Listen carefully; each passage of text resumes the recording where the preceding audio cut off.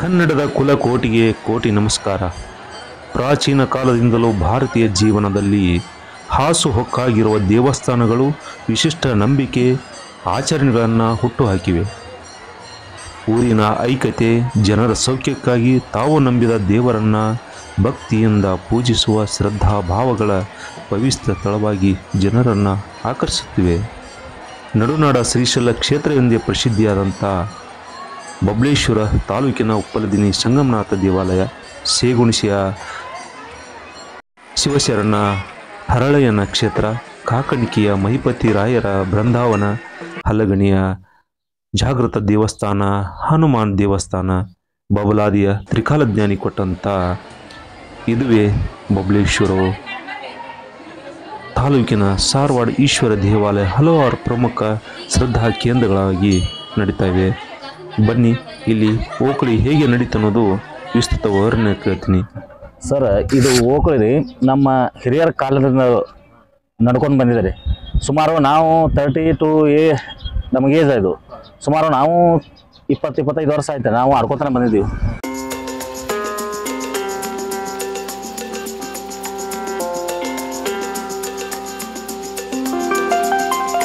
ಹಾಗೆ ಮುಂದಿನ ನಮ್ಮ ಬರುವಂಥ ಮಕ್ಕಳಲ್ಲಿ ಮೊಮ್ಮಕ್ಕಳಲ್ಲಿ ಕಾಲ ಹಿಂಗೆ ನಡ್ಕೊತ ಹೋಗ್ಲಿ ಅಂತ ಹೇಳಿ ನಾವು ಇದು ಮಾಡ್ತೀವಿ. ನಿಮ್ಮ ತಂಡದಾಗ ಎಷ್ಟು ಜನ ಬೇಕು? ಒಕ್ಕಲಿ ಕಂಬ ನಾವು ಒಕ್ಕಲಿ ಕಂಬ ಯಾರಕ್ಕೆ ಸರ್ ತಂಡ ಮಾಡೀವಿ ಸರ್. ಒಂದು 20 ಹುಡುಗರು ಒಂದು 60 ಹುಡುಗರು ಮಾಡ್ತೀವಿ ಸರ್. ಮಾಡಿ ಕಿಸಿಂದ ಒಟ್ಟು ಒಗ್ಗಟ್ಟಾಗಿ ಟೀಮ್ ಮಾಡ್ಕೊಂಡು ಕಂಬ ಏರುವಂಥದ್ದು ನಾವು ಮಾಡ್ತೀವಿ ಸರ್.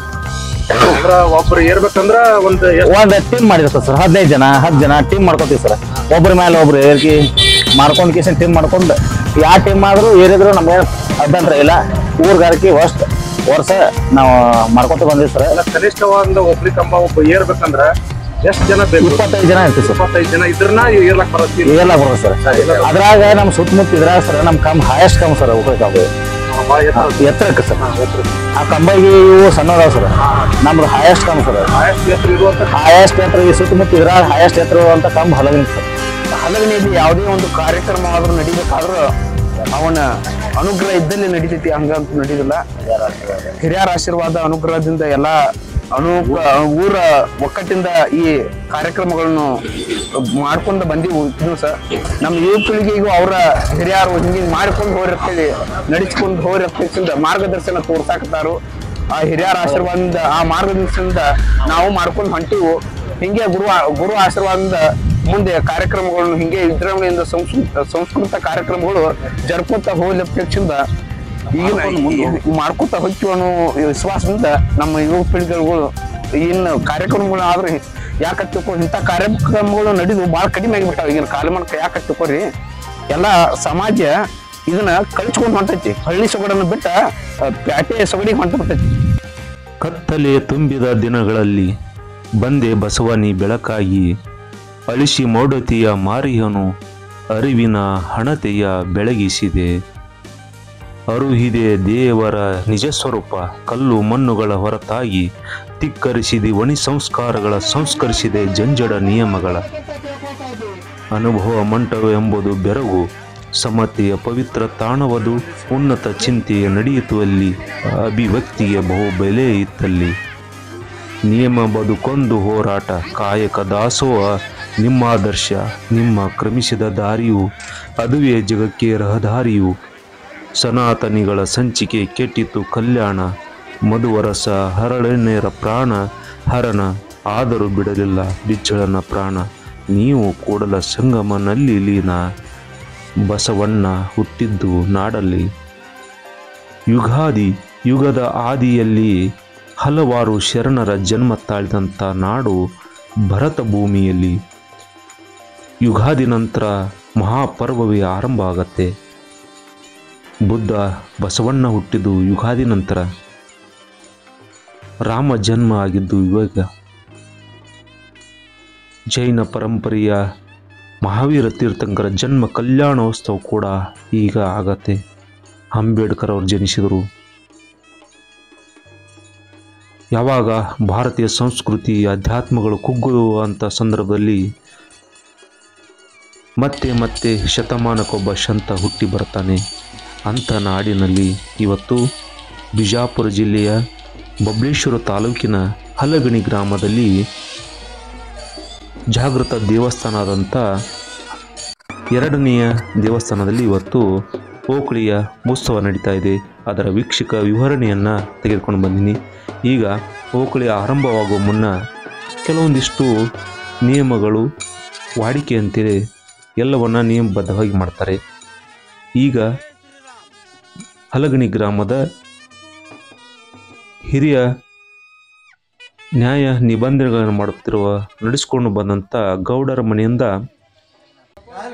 ಪೂಜೆಗೊಳ್ಳುತ್ತಿರುವಂಥ ಬಣ್ಣದ ಕೊಡವನ್ನು ಅದನ್ನು ಪೂಜೆಗೊಳಿಸಿ ಅಲ್ಲಿಂದ ತಂದು ಅಂದರೆ ವಿಶ್ವಕರ್ಮ ಜನಾಂಗದವರೇ ಬಂದು ಕೆಲವೊಂದಿಷ್ಟು ಪದ್ಧತಿಗಳಿರ್ತವೆ, ಅವರೇ ಮಾಡಬೇಕು, ಇವರೇ ಇದನ್ನು ಮಾಡಬೇಕು ಅಂತೇಳಿ ನಿಯಮಗಳನ್ನು ಹಾಕಿಕೊಟ್ಟಿರ್ತಾರೆ. ಅಂದರೆ ಶಿಸ್ತುಬದ್ಧವಾಗಿ ನಡೀಲಿ, ಆಚಾರ ವಿಚಾರಗಳೆಲ್ಲ ನಿಯಮಬದ್ಧವಾಗಿ ನಡೀಲಿ ಅಂಥೇಳಿ ಅಂದಿನ ಹಿರಿಯರೆಲ್ಲ ಹಾಕಿಕೊಟ್ರು. ಈಗ ಆ ಬಣ್ಣದ ಒಂದು ಮಡಿಕೆ ಅಂತ ಕರಿತೀವಿ, ಅದನ್ನು ಗೌಡರ ಮನೆಯಿಂದ ಬರುವಂಥ ಸಂಪ್ರದಾಯ ಅಚ್ಚುಕಟ್ಟಾಗಿ ನಿಯಮಬದ್ಧವಾಗಿ ನಡೆಸ್ಕೊಂಡು ಬರ್ತಾರೆ. ಹೀಗಾಗಿ ಊರಿನ ವಿಶ್ವಕರ್ಮರೇ ಇದನ್ನು ತಯಾರು ಮಾಡ್ತಾರೆ. ಅದ ಓಕಳಿ ಕಂಬವನ್ನು ನೆಡುವುದು, ಅದನ್ನು ಪೂಜೆಗೊಳಿಸೋದು, ಶೃಂಗಾರಗೊಳಿಸೋದು ಇಂತಿಷ್ಟ ಮನೆತನದವರು ಇರ್ತಾರೆ.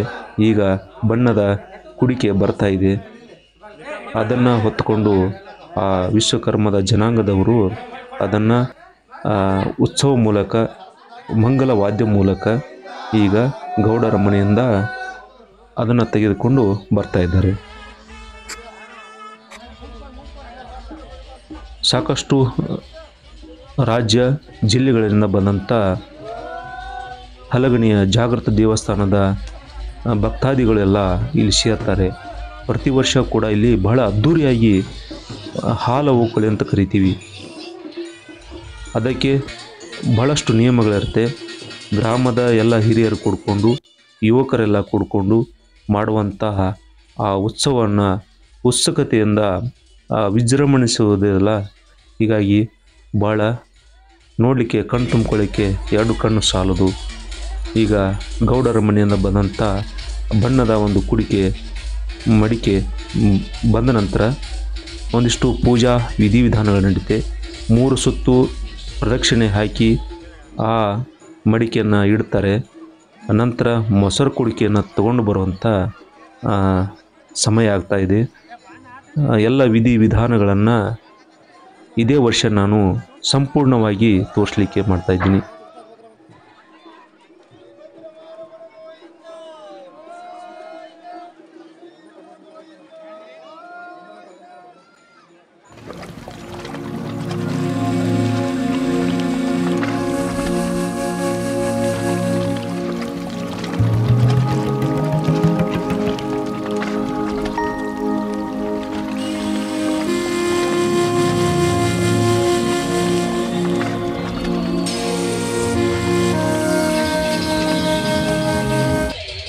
ಗ್ರಾಮದ ಯುವಕರು ಡಿಜೆಗೆ ಆ ಸಂಗೀತಕ್ಕೆ ಒಂದಿಷ್ಟು ನರ್ತನ ಮಾಡ್ತಾರೆ, ಖುಷಿ ಪಡ್ತಾರೆ, ಸಂತಸ ಪಡುತ್ತಾರೆ.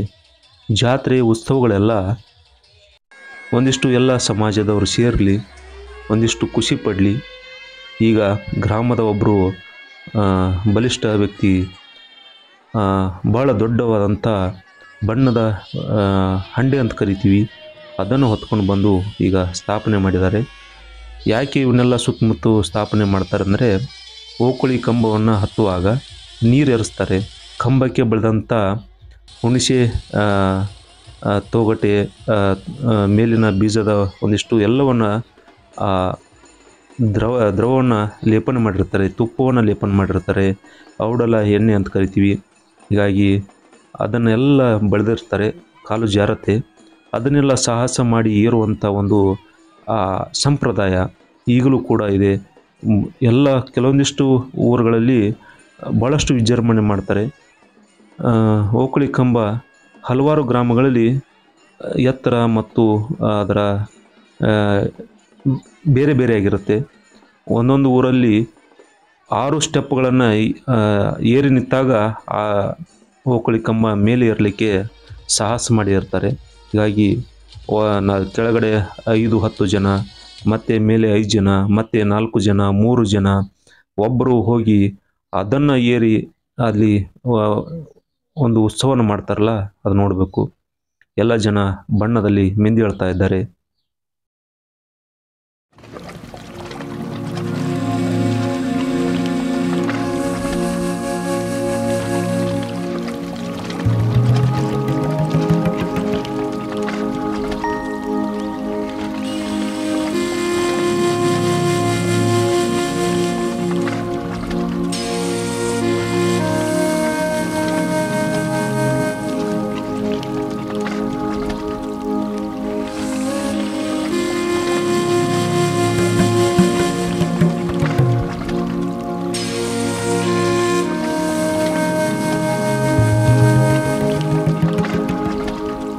ಈ ಓಕಳಿ ಕಂಬ ಉತ್ಸವ ಅಂದರೆ ಜನ ನೀರನ್ನು ಎರಚಿ ಆ ಖುಷಿಪಟ್ಟು ಸಾಹಸ ಮಾಡಿ ಮೇಲೆ ಏರುವಂಥ ಒಂದು ಸಾಹಸ ಇದೆಯಲ್ಲ, ಇದು ಉತ್ತರ ಕರ್ನಾಟಕದ ಸಂಪ್ರದಾಯ ಈಗೂ ಕೂಡ ಇದೆ. ಭಾಳ ಉತ್ಸಾಹದಿಂದ ಜನ ಪಾಲ್ಗೊಳ್ತಾರೆ. ಕೆಲವೊಂದು ಕಡೆ ಹಲವಾರು ತಂಡಗಳು ಎಲ್ಲ ಇದಕ್ಕೆ ಮೊಸರು ಕುಡಿಕೆ ನಾವು ಕರಿತೀವಿ. ರಾಮನವಮಿಗೆ ಒಂದೊಂದು ಕಡೆ ಮೊಸರು ಕುಡಿಕೆ ಅಂದರೆ ಭಾಳ ನೋಡ್ತಾರೆ. ಹೀಗಾಗಿ ಕಾವಲಿ ಅಂತ ಕರಿತೀವಿ. ಹೀಗಾಗಿ ಗೋಪಾಳ ಕಾವಲಿ ಅಂತ ಕರಿತೀವಿ. ಅದನ್ನು ಹೊಡೆಯುವಂಥ ತಂಡಗಳು ನೋಡ್ತೀವಿ. ಆದರೆ ಇಲ್ಲಿ ಉತ್ತರ ಕರ್ನಾಟಕದಲ್ಲಿ ಓಕಳಿ ಕಂಬ ಇರುವಂಥ ವಿಶಿಷ್ಟ ಪರಂಪರೆ, ಸಾಹಸಮಯ ಬಣ್ಣ ಎರಚುವುದು, ಹಾಗೆ ಮೇಲೆ ಏರಿದ ನಂತರ ಖುಷಿಪಟ್ಟು ಹಣ್ಣು ಹಂಪಲುಗಳನ್ನು ಜನತೆಗೆ ಒಂದಿಷ್ಟು ಪ್ರಸಾದ ರೂಪದಲ್ಲಿ ಹಂಚ್ತಾರೆ. ಹೀಗಾಗಿ ಖುಷಿಪಟ್ಟು ಹೋಗುವಂಥ ಈ ಸಂಪ್ರದಾಯ. ಈಗ ಹಲಗಣಿಯ ಹನುಮಾನ್ ದೇವಸ್ಥಾನದ ಅರ್ಚಕರ ಬಳಗ ಈಗ ನೂಲು ಸುತ್ತುವಂಥ ಕಾರ್ಯಕ್ರಮ ನಡೀತಾ ಇದೆ. 5 ಸುತ್ತುಗಳನ್ನು ಎಲ್ಲ ಅಂದರೆ ನೀರು ಎರಚುವಂಥ ಸಾಮಗ್ರಿಗಳಿಂದ ನೀರು ಎರಚ್ತಾರೆ. ಸಾಹಸ ಮಾಡುವಂಥ ಇನ್ನೇನು ಮೇಲ್ಗಡೆ ಹೋಗ್ತಾ ಇರ್ತಾರಂತೆ ನೀರು ಎರಚ್ತಾರೆ, ಬಣ್ಣ ಎರಚ್ತಾರೆ, ಮತ್ತು ಜಾರಿ ಬೀಳ್ತಾರೆ ಅಂತ ಎಲ್ಲ ಸೆಣಸಾಟದ ಮೇಲೆ ಕೊನೆಗೆ ಯಾರೋ ಒಬ್ಬರು ಮೇಲೆ ಹೋಗ್ತಾರೆ. ಈ ಹಗ್ಗವನ್ನು ನುಚ್ಚಿನಿಕೆ ಸ್ಟೆಪ್ ಕರಿತೀವಿ. ಅದರಲ್ಲಿ ಅದನ್ನು ಏರಿ ಮೇಲೆ ಇಬ್ಬರು ಹೋಗಿರ್ತಾರೆ. ಮೊಸರು ಕುಡಿಕೆಯನ್ನು ಇದು ಮಾಡಿರ್ತಾರೆ. ಇದಕ್ಕಾಗಿ ಹಾಲು ಓಕಳಿ ಅಂತ ಕರಿತೀವಿ. ಮೊಸರು ಹಾಲು ಸುರಿತಾರೆ. ಹಾಗೆ ಮೇಲಿಂದ ಕೊನೆ ಕ್ಷಣಕ್ಕೆ ಬಂದಾಗ ಹಗ್ಗ ಬಿಟ್ಟು ಅವ್ರನ್ನ ಎಳ್ಕೊವಂಥ ಒಂದು ಕಡೆ ಸಂಪ್ರದಾಯ. ಇನ್ನೊಂದು ಕಡೆ ಎಷ್ಟೋ ಎತ್ತರದ ಹಾಲುಗಂಬಿರುತ್ತೆ, ಪೂರ್ತಿಯನ್ನು ಏರಬೇಕಾಗತ್ತೆ. ಅಂಥ ಸಾಹಸ ನೋಡೋದು ಕಣ್ಣಿಗೆ ಹಬ್ಬನೇ. ಈಗ 2ನೇ ಸುತ್ತು ನಡೀತಾ ಇದೆ. ಯಾವ ಥರ ಮದುವೆ ಸಭೆ ಸಮಾರಂಭಗಳಲ್ಲಿ ಮಾಡ್ತೀವಿ ಹಾಗೆಯೂ ಕೂಡ ಇದನ್ನ ಹಬ್ಬವನ್ನು ಸಾಂಪ್ರದಾಯಿಕವಾಗಿ ನಿಯಮಬದ್ಧವಾಗಿ ಪೂಜಾ ವಿಧಿವಿಧಾನಗಳ ಮೂಲಕ ಆರಂಭಗೊಳ್ತಾ ಇದೆ. ಅದನ್ನು ಇಲ್ಲಿನ ಮೂಲ ಅರ್ಚಕರು ಆ ಬಳಗದವರೆಲ್ಲ ಕೂಡಿಕೊಂಡು ಈಗ ಅದಕ್ಕೆ ಚಾಲನೆಯನ್ನು ಕೊಡ್ತಾ ಇದ್ದಾರೆ. ತೆಂಗು ಇತರೆ ಅದನ್ನು ಸಮರ್ಪಣೆ ಮಾಡಿ ಯಾವುದೋ ಒಂದು ಅನಾಹುತ ಆಗದಂತೆ ಅದನ್ನು ಪೂಜೆ ವಿಧಿವಿಧಾನ ಮಾಡಿ ಗೌಡರ ಮನೆಯ ಬಂದಂಥ ಬಣ್ಣವನ್ನು ಹಾಗೆ ಮೊಸರು ಕುಡಿಕೆಯನ್ನು ಇಟ್ಟು ಪೂಜೆಗೊಳಿಸಿ